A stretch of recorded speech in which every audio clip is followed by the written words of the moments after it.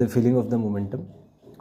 अब मोमेंटम जो है वो दो चीज़ों पे डिपेंड करता है। एक डिराइव्ड फिजिकल क्वांटिटी है जो मास और वेलोसिटी पे डिपेंड करता है, क्योंकि आप देख सकते हैं कि मान लीजिए सेम वेलोसिटी से तीन मासेस आ रहे हैं, एक का मास 10 kg है, दूसरे का 20 है, तीसरे का 30 है।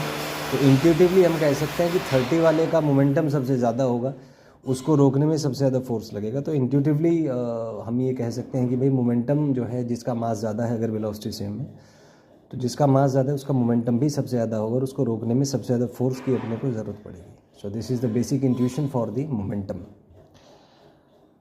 तो ये जो हमने थॉट एक्सपेरिमेंट किया, let's try to analyse the entire system. तो हम एक थॉट एक्सपेरिमेंट हमने किया जिसमें हमने मोशन को क्वांटिफाई करने के बारे में विचार किया कि कैसे मोशन को हम क्वांटिफाई कर सकते हैं और कौन सी फिजिकल क्वांटिटी असाइन की जा सकती है जिससे मोशन क्वांटिफाई हो जाए। मतलब जिससे हम ये कह पाएँ कि इस बॉडी में इतना मोशन है, तो it is the one of the way is momentum, linear momentum of the body.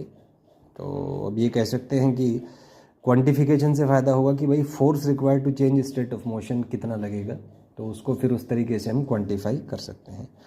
तो इसमें अगर एक क्वेश्चन हमसे पूछा जाए कि in which case body possess maximum motion, तो obviously in case 3 we can say that it possess maximum amount of motion, क्योंकि मास सबका सेम है। तो मोमेंटम थर्ड केस में मैक्सिमम होगा, तो अमाउंट ऑफ मोशन भी सबसे ज़्यादा इस केस में आएगा।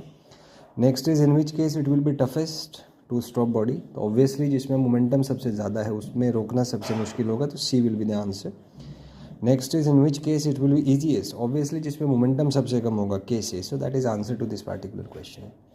तो यहाँ पे हमने एक थॉट एक्सपेरिमेंट किया कि कैसे मोमेंटम को हम क्वांटिफाई कर सकते हैं। फिर उस पे बेस्ड हमने एक कॉन्सेप्ट डेवलप किया फोर्स का। तो हमने स्टार्टिंग से बात की मास से, मास इनटू वेलोसिटी से एक हमने फिजिकल क्वांटिटी डिराइव की जिसको हमने नाम दिया मोमेंटम का। और मोमेंटम को हमने यूज़ किया as a tool to quantify motion. मतलब ये कह सकते हैं कि जिसका मोमेंटम ज़्यादा होगा, सेम टाइम ड्यूरेशन में उसको रोकने के लिए उतने ही ज़्यादा फोर्स की आपको ज़रूरत पड़ेगी। तो ये जो हमने मोमेंटम को बेस मान के फोर्स भी डिफाइन कर सकते हैं। सो this is how things can work. So if you have any doubt, you can ask in the doubt section. Thank you and have a nice day.